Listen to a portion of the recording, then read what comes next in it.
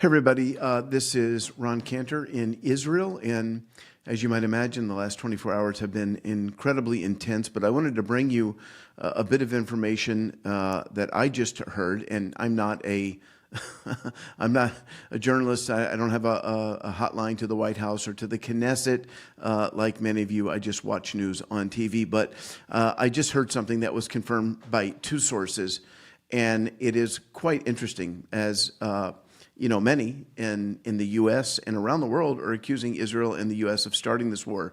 But actually, it was Iran who started this war. What do I mean by that?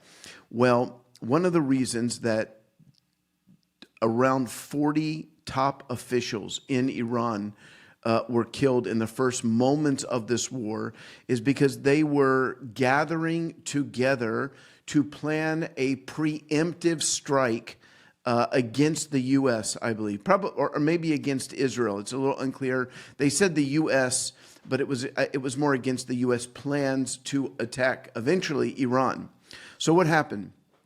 Apparently, there was a meeting called, and the supreme leader himself, Ayatollah Khomeini, who is no longer with us, he is now realizing that there are no virgins waiting for him in heaven, and I'll leave it at that.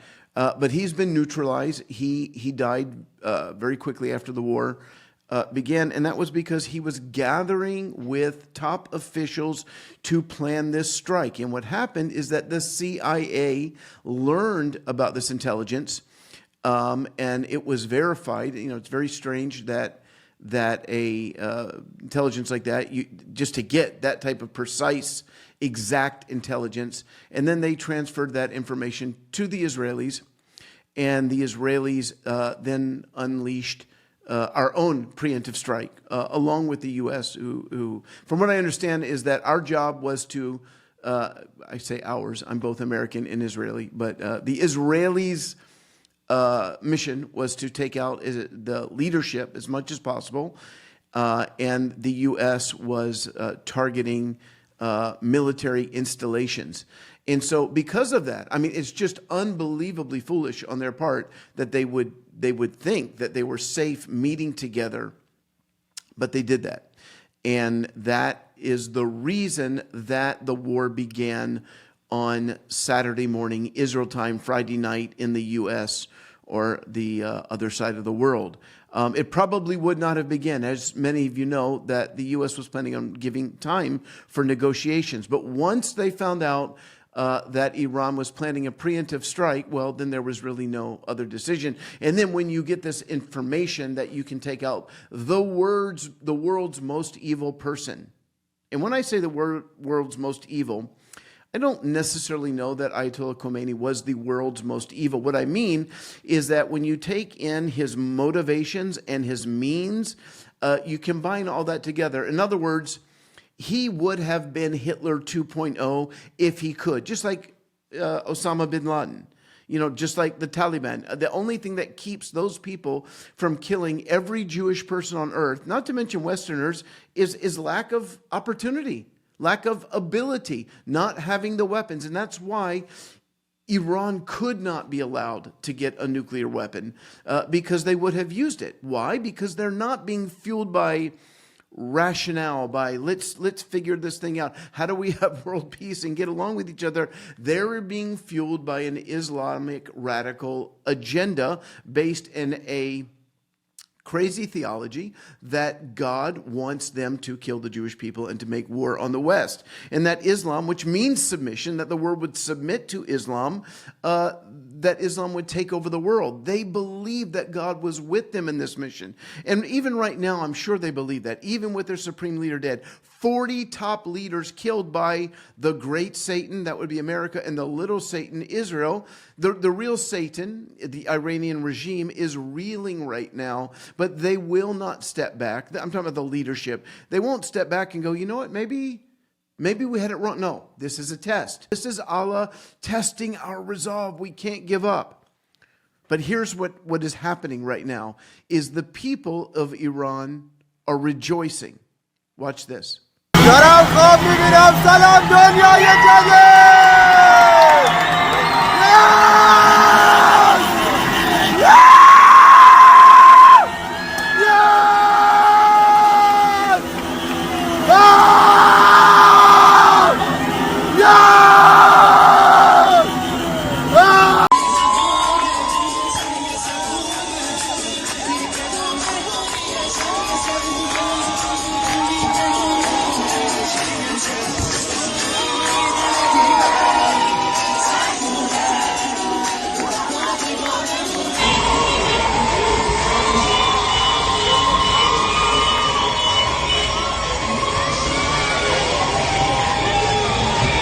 So the people of Iran, they're just thrilled. You must make a differentiation between the Iranian regime, which is evil, which is fueled by hatred, fueled by murder. Again, Hitler wannabes, if they only had means and opportunity, they would do that.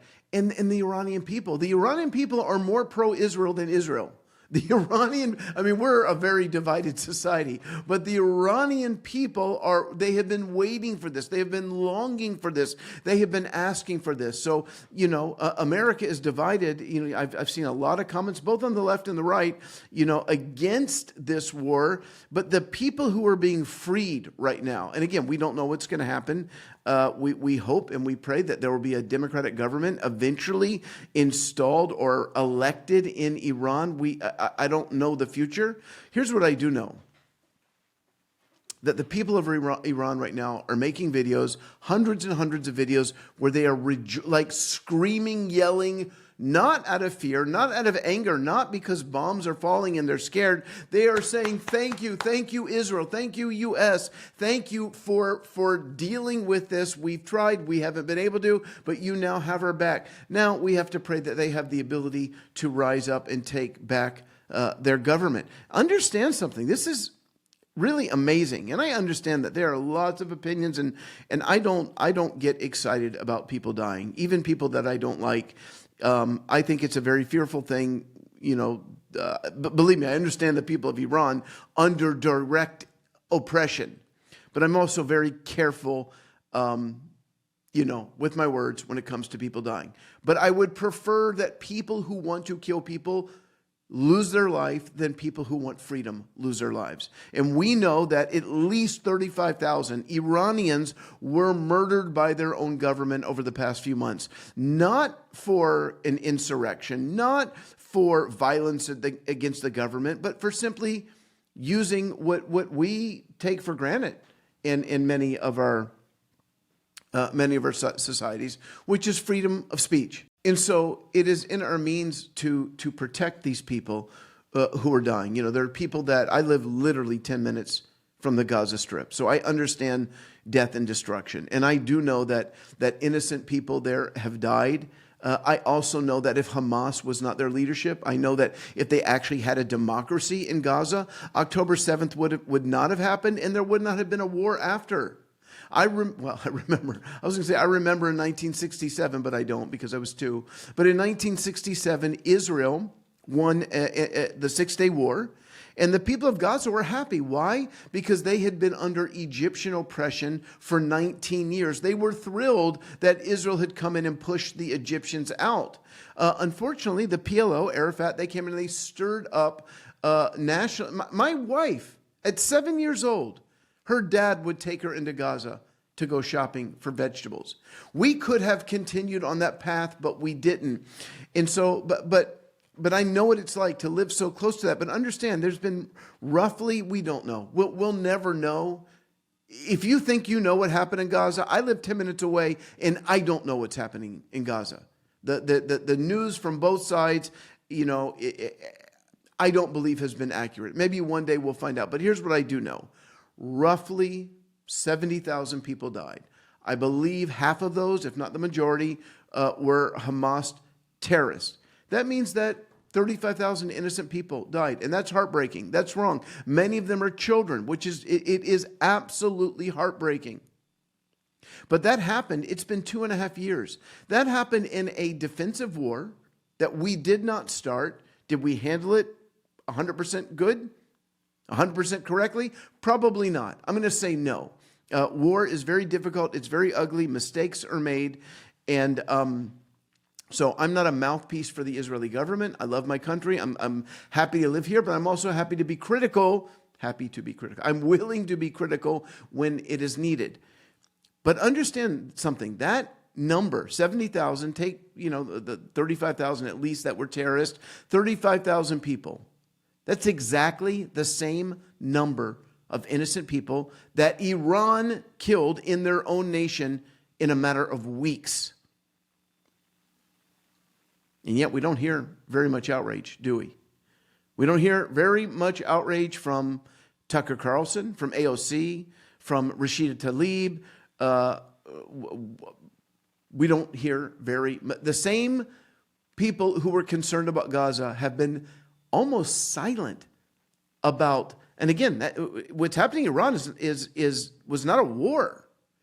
These were people just going on the streets and sharing that they want freedom. That's why they were killed. They weren't killed because they started, October 7th, where 1,200 Israelis were murdered. By the way, many of those were American, 44 taken hostage. I think around 10 or more were American. But we don't hear the outrage over what has happened in Iran, that a government has just murdered in cold blood, ruthlessly, people doing what we believe in America, what we believe for in Israel, that you should have freedom of speech, freedom of the press, freedom of religion.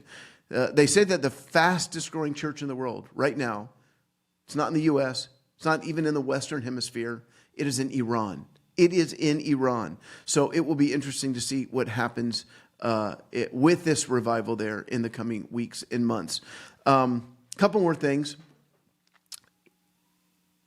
In Tel Aviv today, we were hit this morning. Well, I'm down in the south, but Tel Aviv was hit. I don't know how many missiles have been shot at Israel over the past 24 hours since this began, but until just a couple hours ago, none of them had a significant hit.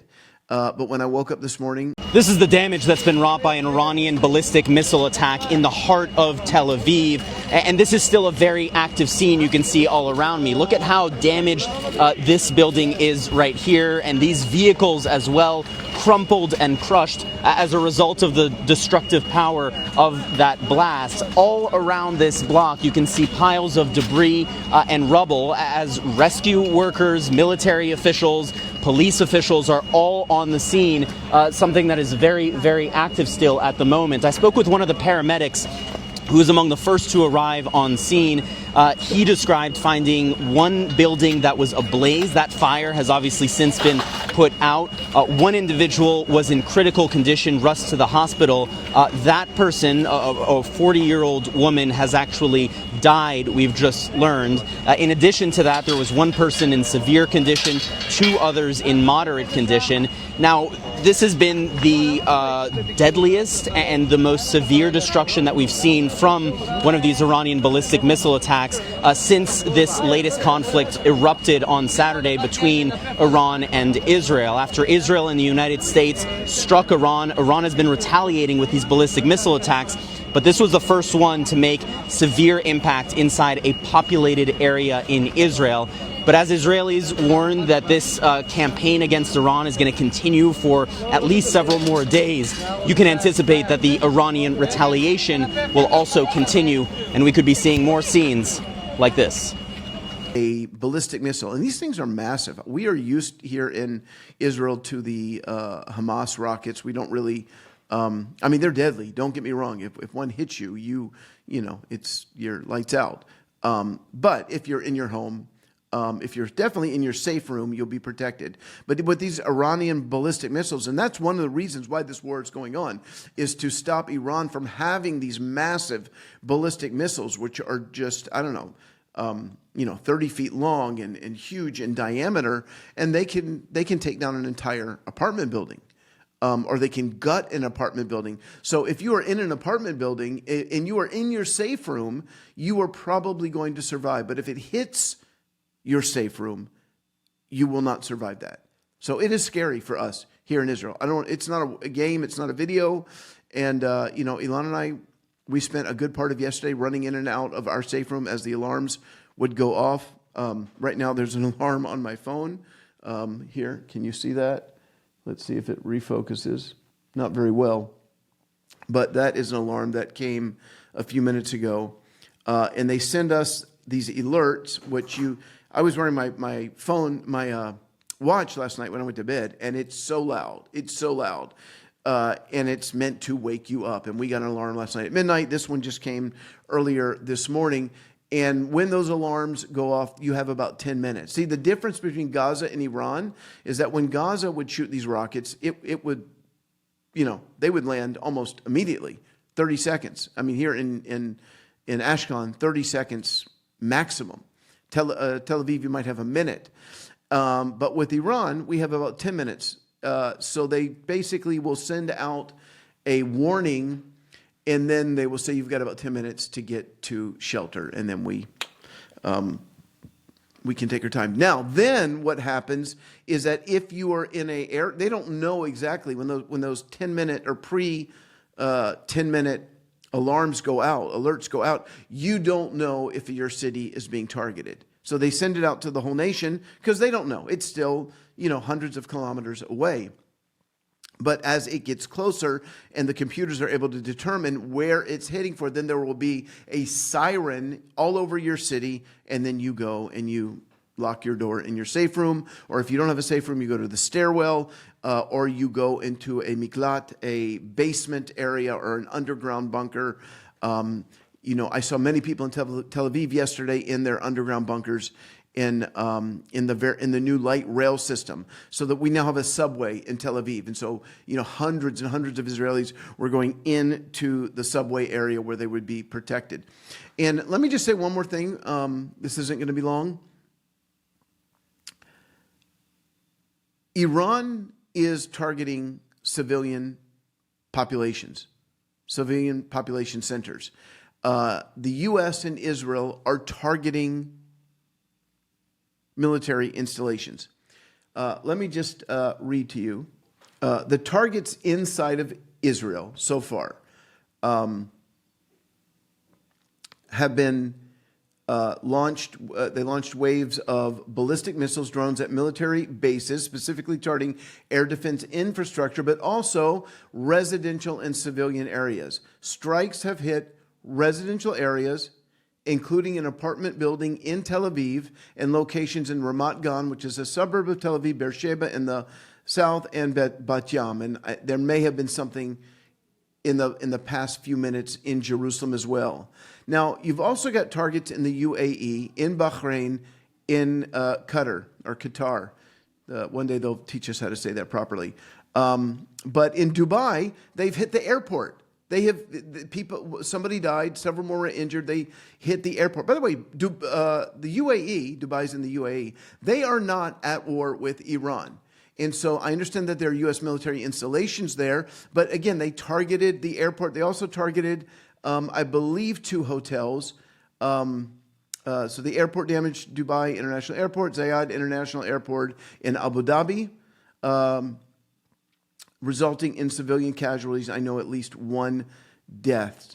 In Bahrain, residential areas, drones and shrapnel struck high-rise residential buildings in the Saif and Jufar districts of Manama, causing significant fires. Now, the Iranian foreign minister, he's on the phone and he's meeting with the UN, and he's saying, "Hey, we're really sorry about that, but the U.S. has installations there. We're not at war with you. We're just trying." But they are targeting the civilian. Now, why would they do that? Well, on the one hand, they want to work the PR and say, "Oh, we're just responding to the U.S. installations." But understand, this is an evil regime. You cannot take them at their word. So what they do is they speak out of both sides of their mouths, or they speak out of one side and then they act out of the other side of the mouth. And when the actions are meant to cause terror among... Here we go.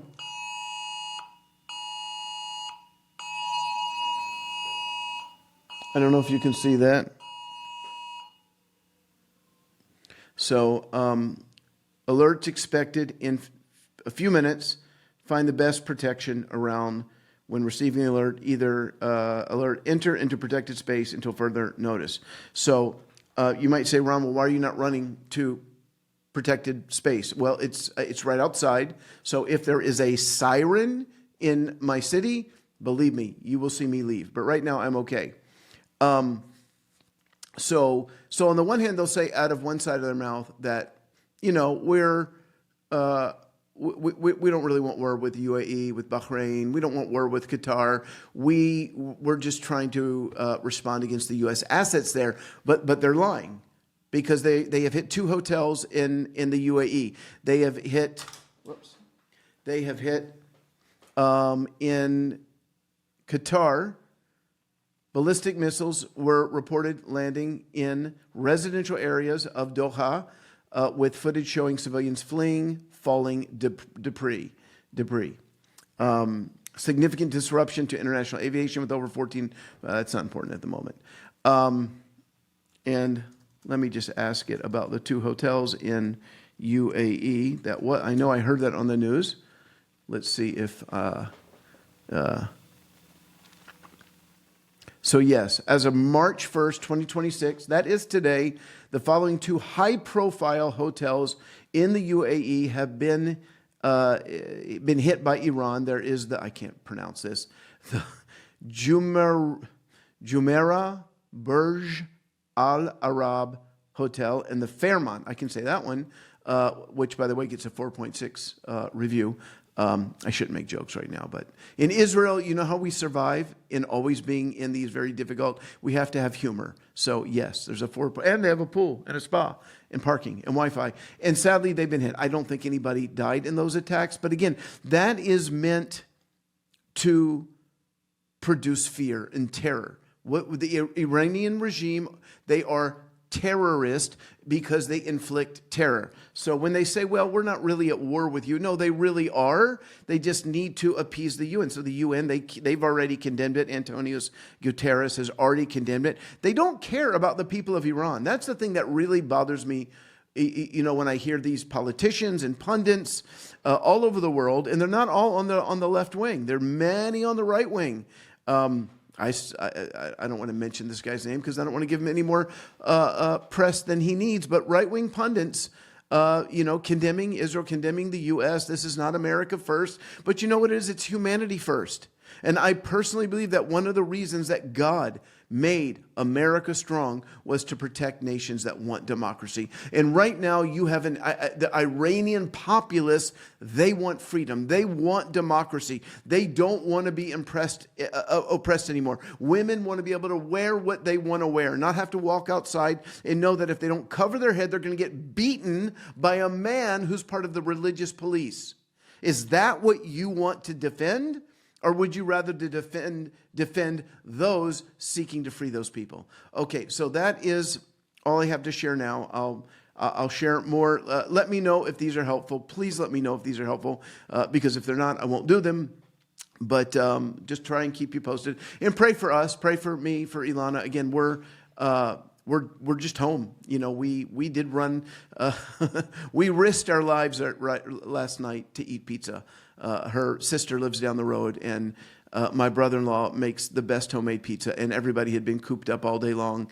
And but yep, as soon as we got out in the car, the alarms started coming, but not in our area, and the pizza was amazing. And so pray for the people of Israel. Pray for safety and protection.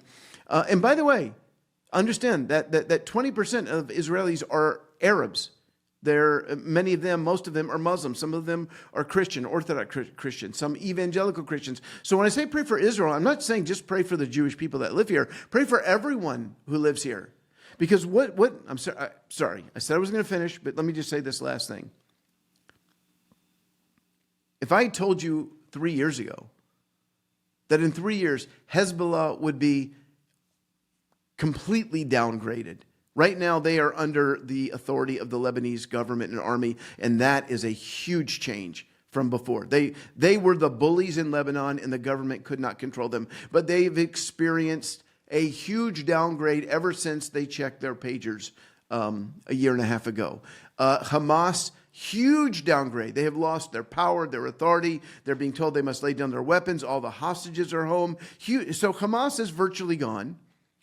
Hezbollah is almost gone. The Houthis, we haven't heard from them in Yemen. Understand, the Houthis are not Yemen. The Houthis are a rebel force in Yemen, just like Hezbollah in Lebanon. So the major terrorist entities that were terrorizing not just Israel, but the entire Middle East are gone, are on their way out.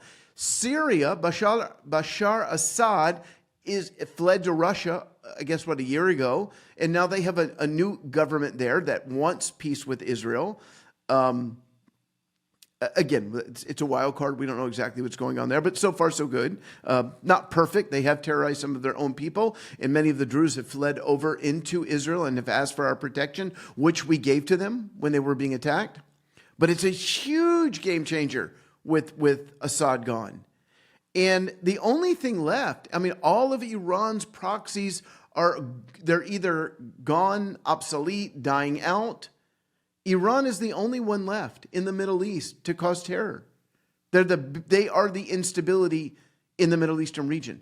And once they have a new government, a new regime, God willing, we might have some stability here. And you say, well, what does that mean in terms of prophecy? If you read Ezekiel 37:38, when that war happens, Gog and Magog, and I don't believe it's happened yet. I believe it will happen. It talks about Israel living in peace without walled cities, secure, I think is the word that it uses. And so we've never experienced that, not in our entire almost 80-year existence, 78-year existence coming up. We have not experienced that kind of peace. Could we be on the verge of a peace that will then eventually lead to the Gog and Magog war, the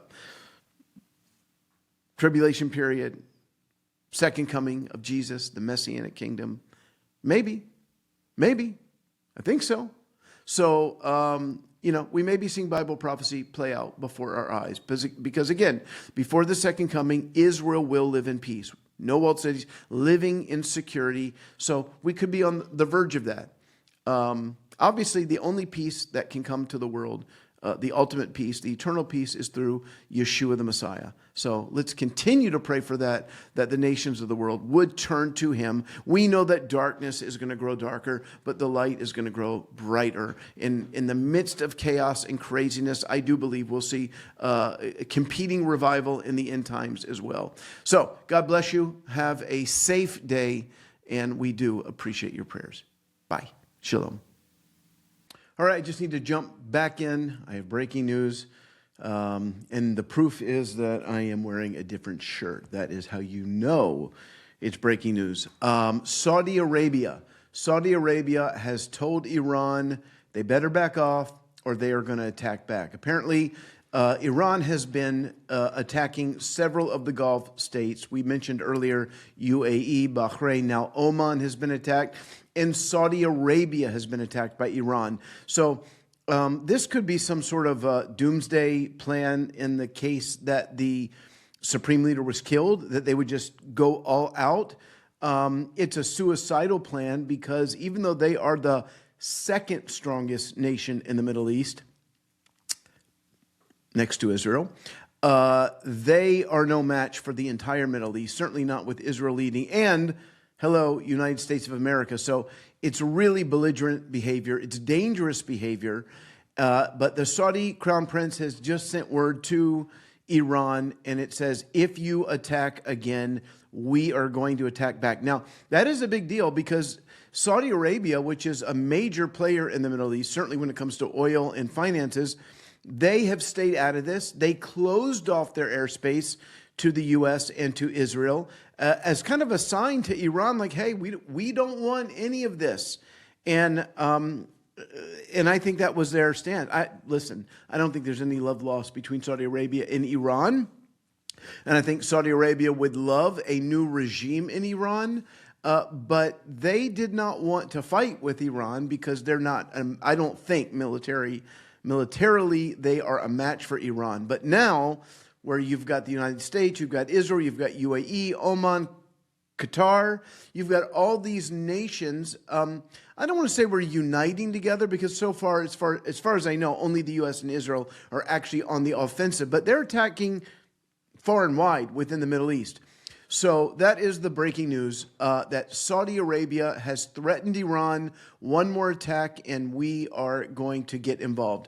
All right, I was all done with this video, edited it, and ready to upload, so I'm going to put this piece in and then get it out to you. In all seriousness, please keep praying, not only for us, but for all over the Middle East, and, we keep our eyes focused on Yeshua. Bye-bye.